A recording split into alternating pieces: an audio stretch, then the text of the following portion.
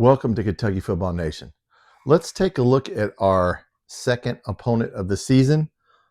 Game number 2, September 6th. We have a home game against Ole Miss. I'm going to do a quick impression for you guys. You like impressions? I'm not a comedian, but if you watch any SEC podcast, I don't care who, what, if it's an Alabama podcast, if it's a Tennessee podcast, if it's an SEC, good old boy, the SEC podcast, Finebombers, Josh Pate, I'm going to do it. Here's a quick impression of previewing Ole Miss. Second game of the season, Ole Miss travels to Kentucky. No way is Mark Stoops going to beat Ole Miss for a second time in a row. It's going to be a revenge game, so they have no chance of winning. Thanks for watching. That's the impression right there. That's all you're going to get. I gave it to you. And look, I like Lane Kiffin, okay? And in no way Lane Kiffin's going to lose today. Yeah, well, that's what you boys said last year, wasn't it? Let's talk about last year's game. Before we talk about the game we're going to play, let's talk about the 2024 game, which we won.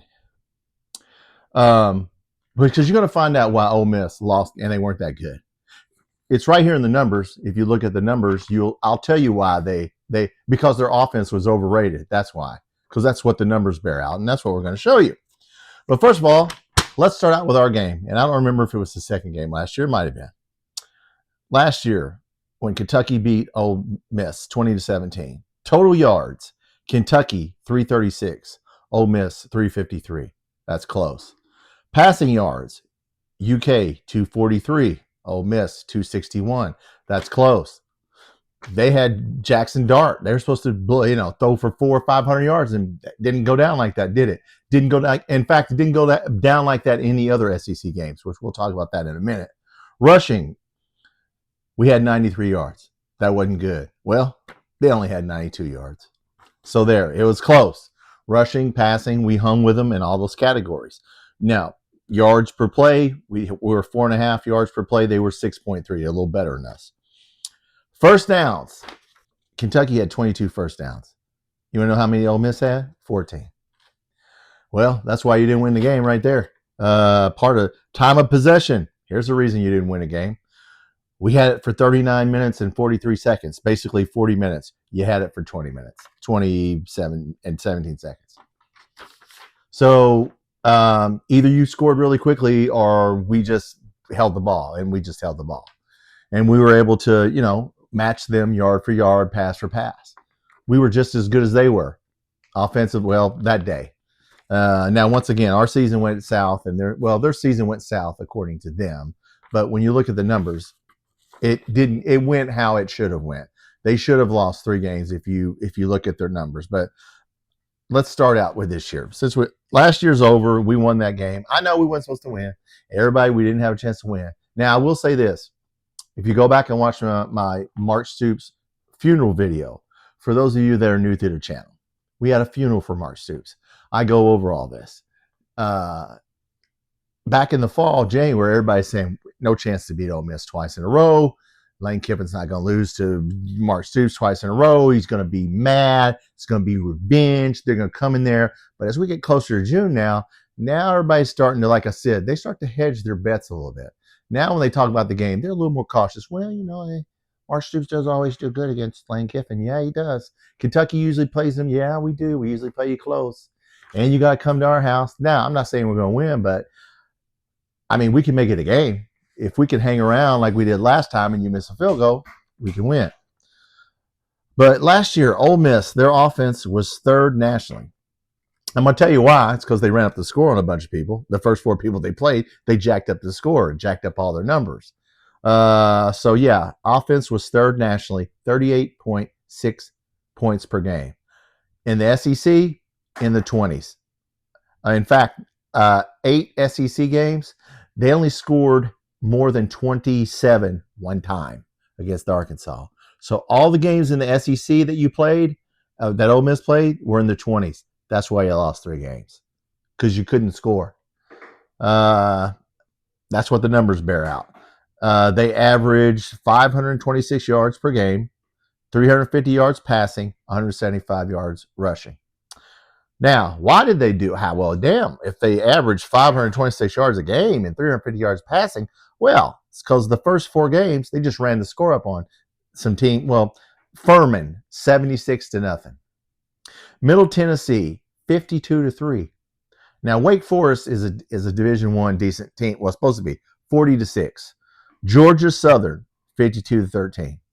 That's where they got a bunch of their yards. Okay, is by running the score up. When they got in SEC, the only person they were able to run the score up on was Arkansas.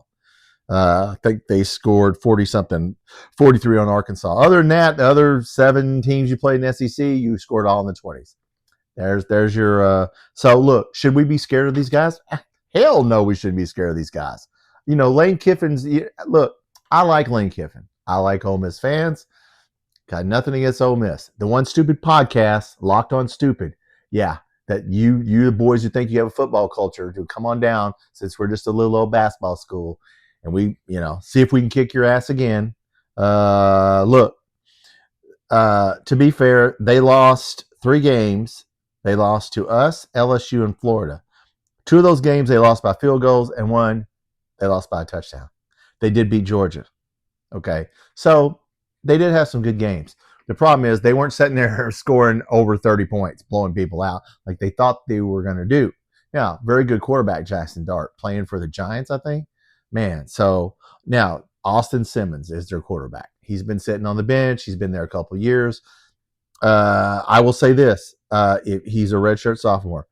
The book on him is he is intelligent and mature.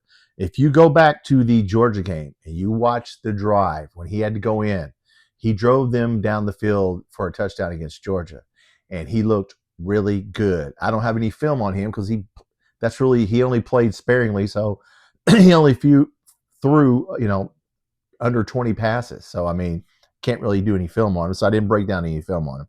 But that, if you go back and look at that one drive, he was awesome in that drive. So if that's the Austin Simmons, then yeah, we're in trouble because he was good. He's a left-handed quarterback. So he may be good. We'll see. It's the second game. I don't know who they play the first game.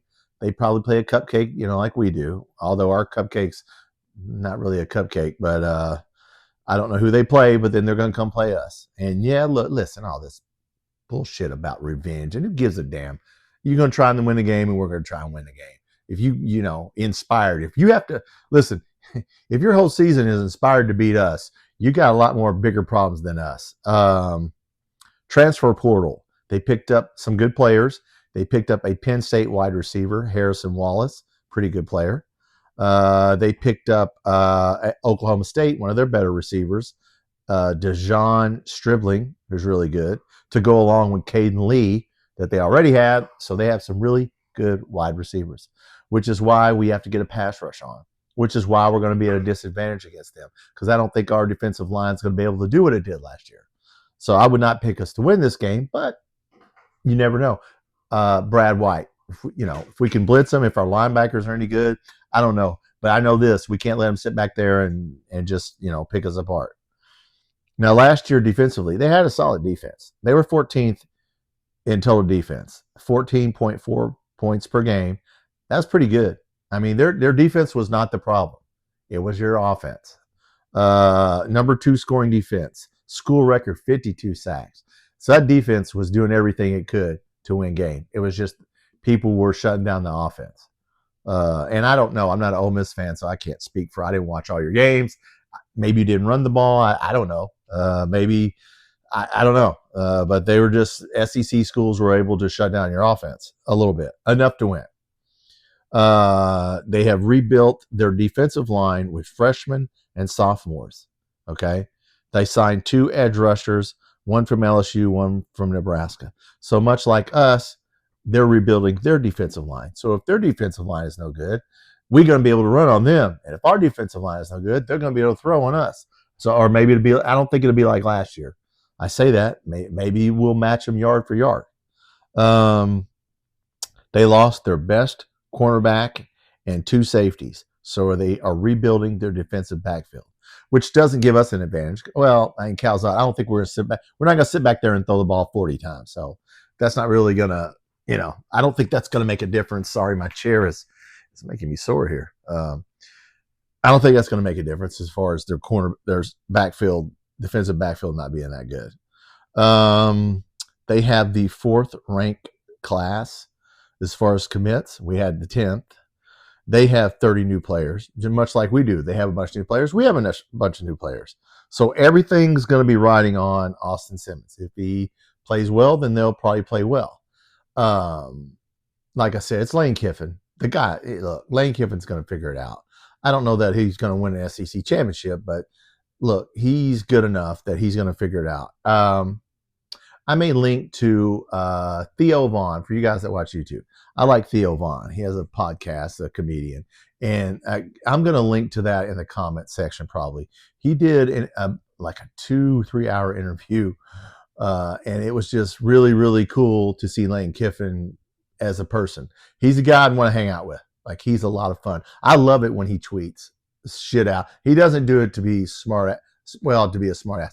He doesn't do it to be disrespectful.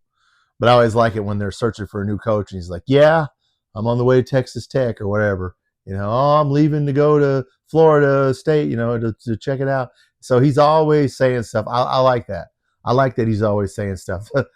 The one year our dumbass offensive coordinator, Rich Scangarello, said, I hope they blitz. I really do, because we're going to get – yeah, well, then they blitzed and they ended up beating us.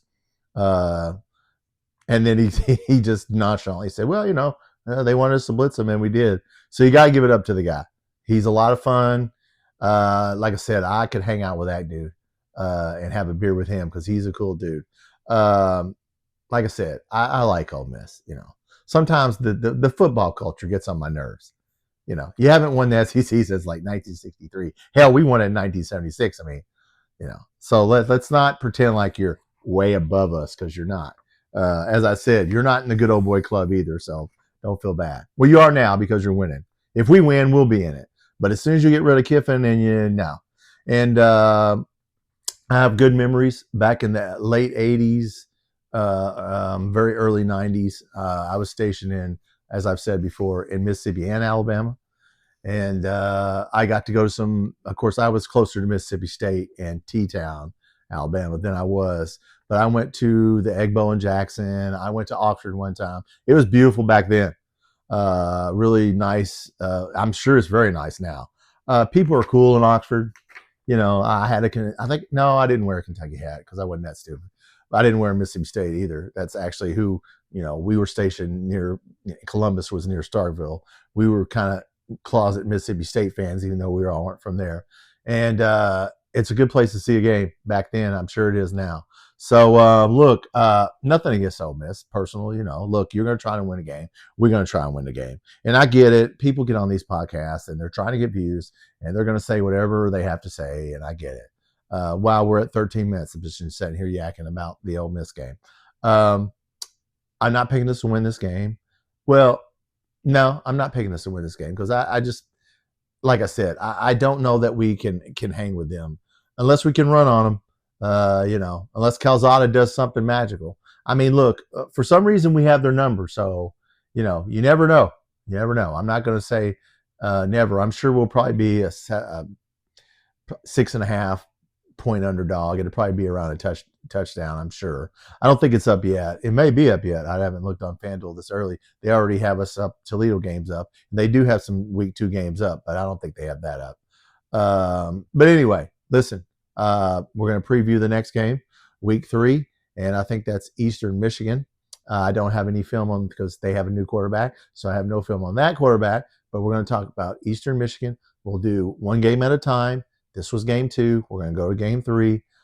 If you're not subscribed, guys, please do me a favor. Hit that subscribe button. I'm trying to get to 500 subscribers before the season starts because there's more things I can do once you're at 500. And also there's a shorts portion of my channel. Look at my shorts. If you're a football fan, especially if you're a Kentucky football fan, I got some basketball on there, but mostly football players from the 70s, 80s, 90s all up until now. Just so little slices of history. Look, guys, I appreciate you watching. Coming up next, game 3 preview, Eastern Michigan. Thanks for watching.